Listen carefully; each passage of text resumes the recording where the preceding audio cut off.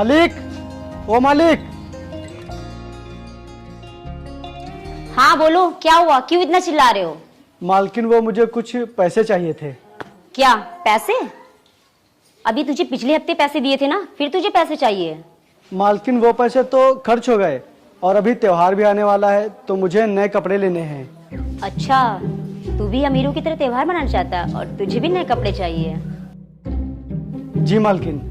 तू नौकर है, नौकर की तरह रहे, ज्यादा अमीरों की तरह बनने की मत सोच। और तुझे अभी पैसे नहीं मिलेंगे। नहीं मालकिन, ऐसा मत बोलिए। अगर मुझे आप ज्यादा नहीं तो कुछ बहुत ही पैसे दे दीजिए ताकि मैं भी अपना त्योहार मना सकूं। जाके काम कर, शाम को मालिक आएंगे, उनसे बात कर लेना। जी ठीक है, शाम को आता हूँ, मालिक से बता देना आप।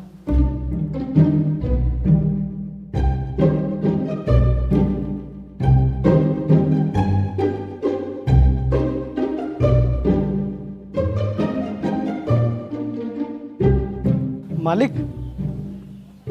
हाँ बोलो, क्या बात है? जी मेम साहब, आपने बताया नहीं क्या मालिक को? वो मैंने आपसे बताया था ना कि वो पैसे लेने आया था। अच्छा, पैसे लेने आए हो? जी मालिक। अच्छा ये बताओ, नहर वाले खेत का काम हो गया? हाँ मालिक, हो गया।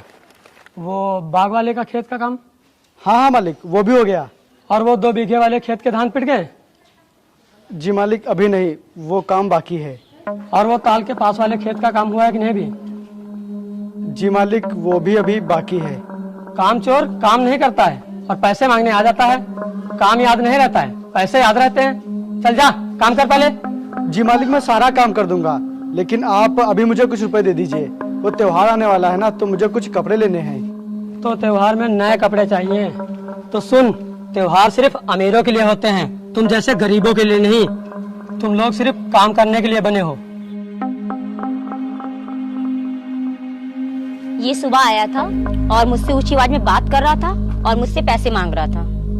अरे नहीं मालिक, ऐसा कुछ भी नहीं किया था मैंने। मालकिन, आप झूठ क्यों बोल रही हैं? मैंने तो आपसे ऊंची आवाज में कभी भी बात नहीं की। तू अब मेरी बीबी पर झूठ बोलने का इल्जाम लगा रहा है। चल जा, खेतों में जाके काम कर। जी मालिक।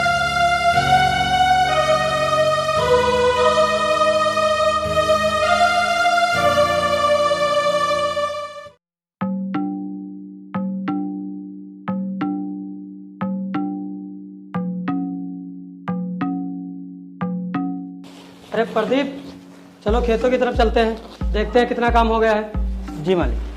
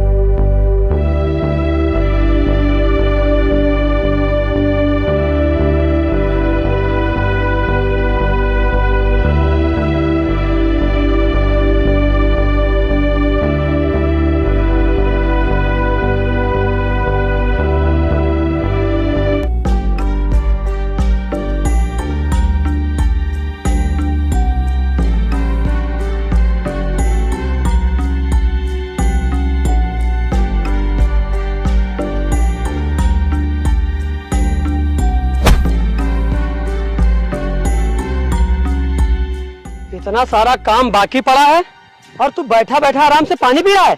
पैसे हर हफ्ते मांगने आ जाता है और काम ठीक से नहीं करता है। अरे नहीं मालिक, वो मैं काम ही कर रहा था। वो बस थोड़ी सी प्यास लग गई थी तो इसलिए पानी पीने लगा था। और मालिक, इस समय मेरी तबीयत थोड़ी खराब सी लग रही है। मैं आने वाला था आपके पास दवाई के लिए पैसे लेने। उस दिन मैंने तुझे पैसे नहीं दिए, आज तबीयत खराब होने का बहाना बनाकर मुझसे पैसे मांग रहा है। मैं तुझे 1 रुपया नहीं दूंगा। नहीं मालिक, मैं बहाना नहीं बना रहा हूँ, सच में मेरी तबीयत खराब है। ज्यादा जुबान मत चला, नहीं मैं तुझे नौकरी से निकाल दूंगा। अरे नहीं मालिक, अब मेरी चाहे जितनी तबीयत खराब हो, मैं आपका सारा काम करूंगा। अब मुझे नौकरी से मत निकालिएगा मालिक। चल ठीक है, पूरा काम खत्म कर। ठीक है। प्रदीप, इस पर नजर रख। जी मालिक।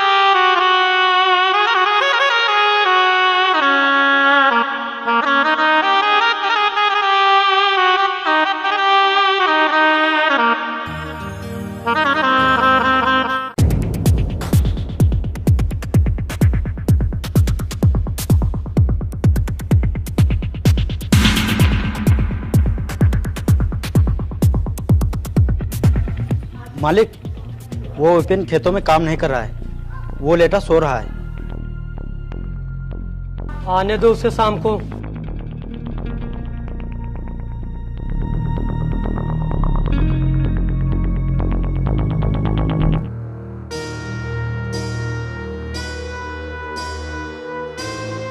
अरे मालकिन, एक गिलास पानी दे दीजिए, बहुत तेज से प्यास लगी है।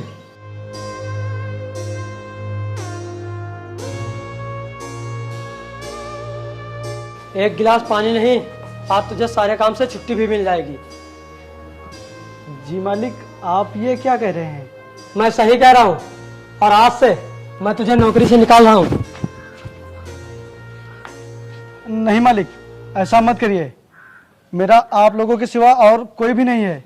मैं कहाँ जाऊँगा? मुझे नौकरी से मत निकालिए। अच्छा, अब माफी मांग रहा है। यहाँ से जाने के बाद खेतों में सोता रहता है, काम चोर कहीं का। नहीं मालिक, वो मेरी तबीयत खराब है, इसीलिए मैं थोड़ा आराम करने लग गया था। और मैंने आपसे दवाई लेने के लिए पैसे भी मांगे थे, लेकिन आपने पैसे दिए ही नहीं थे। तुझे हरदम पैसे चाहिए, मैं तुझे एक भी पैसा नहीं दूंगा। और निकल जा यहाँ से, और तू अब इस घर में नहीं रुकेगा। नहीं मालिक, ऐसा मत करिए मालिक। आज से मेरी चाहे जितनी तबीयत खराब हो, मैं आपका पूरा काम करूंगा, लेकिन मुझे इस घर से मत निकालिए मालिक। अब मुझे तेरी कोई जरूरत नहीं, निकल जा यहाँ से। प्रदीप, यहाँ आओ। जी मालिक। आज से सारा काम तुम संभालोगे। जी मालिक।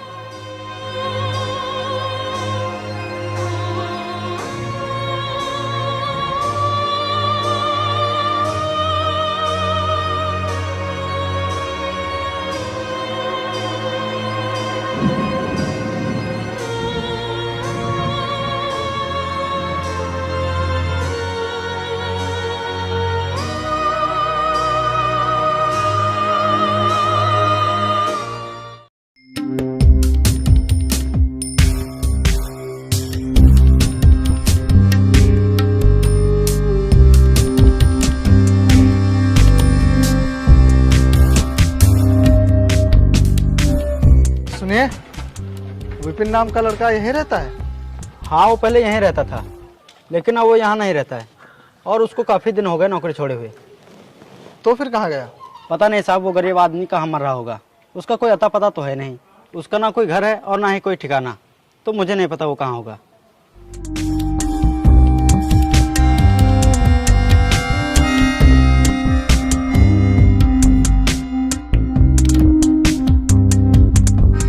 सुनिए, आप विपिन नाम के लड़के को जानते हैं?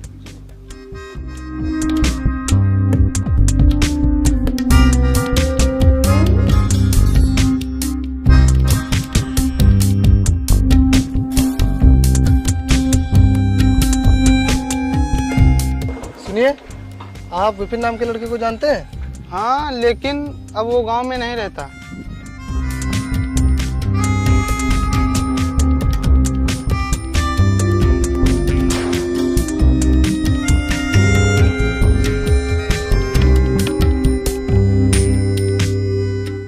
भाई, यहाँ कोई विपिन नाम का लड़का रहता है? हाँ, पहले तो रहता था, अब पता नहीं।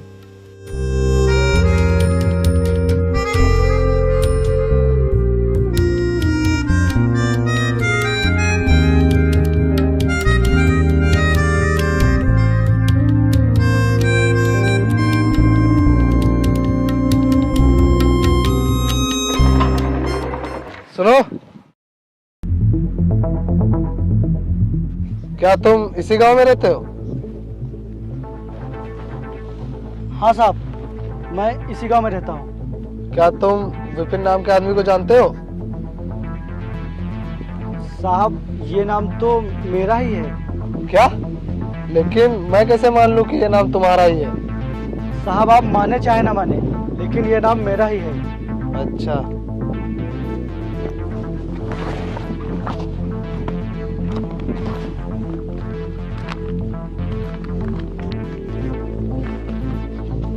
ये बताओ, तुम्हारे बाबा का क्या नाम है?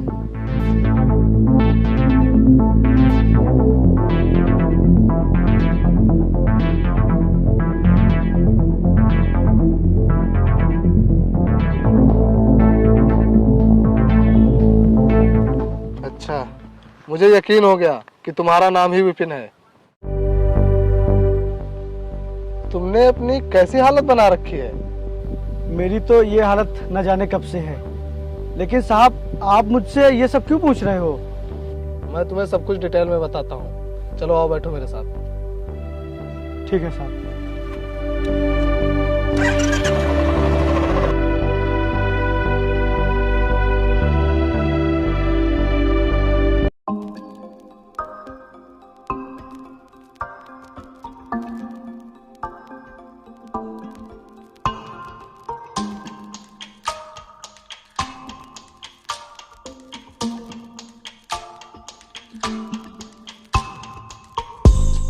सुनो, हुकुम सिंह कहाँ है? बुलाओ उन्हें।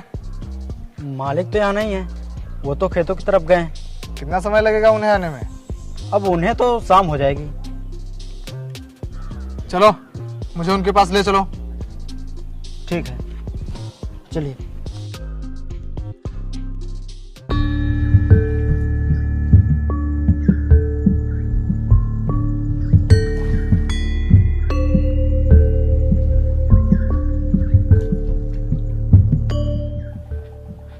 रुकिए मालिक।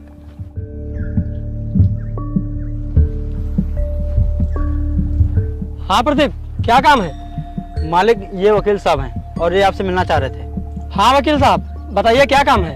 हुकुम सिंह, अब तुम्हें वो अपना मकान खाली करना पड़ेगा और जो 100 बीघे की जमीन पर तुम्हारा कब्जा है उसे भी हटाना पड़ेगा। लेकिन क्यों वकील साहब, क्या हुआ? क्योंकि इस पूरी प्रॉपर्टी का असली मालिक मिल गया है। असली मालिक? अरे मैं ही तो हूँ असली मालिक। अरे क्या मजाक कर रहे हैं आप? मैं मजाक नहीं कर रहा हूँ, आप इसके असली मालिक नहीं हैं। अच्छा, तो फिर कौन है इसका असली मालिक? इसके असली मालिक वो रहे।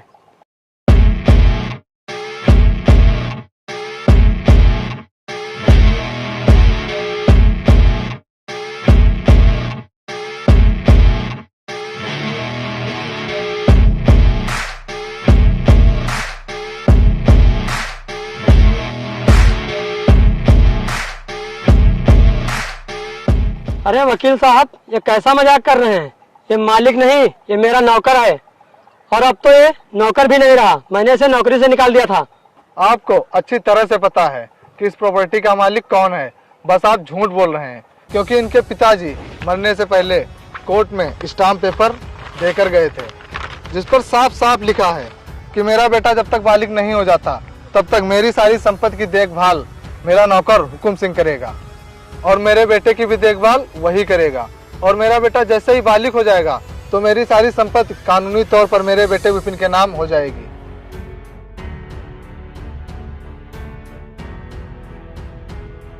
बोलो, क्या ये कागज झूठ है? हाँ ये सच है, मैं विपिन के पिताजी का नौकर ही था। वाह वाह, तुम लोग मेरे ही टुकड़ों पर पल रहे थे और मुझे ही 2 वक्त की रोटी नहीं दे रहे थे। तुमने मेरी जमीन पर कितने दिन राज किया, लेकिन मुझे एक एक पैसे के लिए तरसाते रहे। मुझसे मेरी ही जमीन पर काम करवा रहे थे तुम लोग। अगर तुम लोग चाहते तो ये बात मुझे कभी भी ना पता लगती, लेकिन किस्मत को कुछ और ही मंजूर था। तुम लोगों को तुम्हारा लालच ही ले डूबा। वो तो अच्छा हुआ कि मुझे वकील साहब मिल गए, नहीं तो तुम लोगों ने तो मेरे ही घर से मुझे निकाल दिया था। अब बोलो, अब तुम लोगों के साथ क्या किया जाए? तुम लोग घर से निकलोगे या फिर जेल जाओगे? विपिन हमें माफ कर दो, हमने ये सब लालच में आकर कर दिया।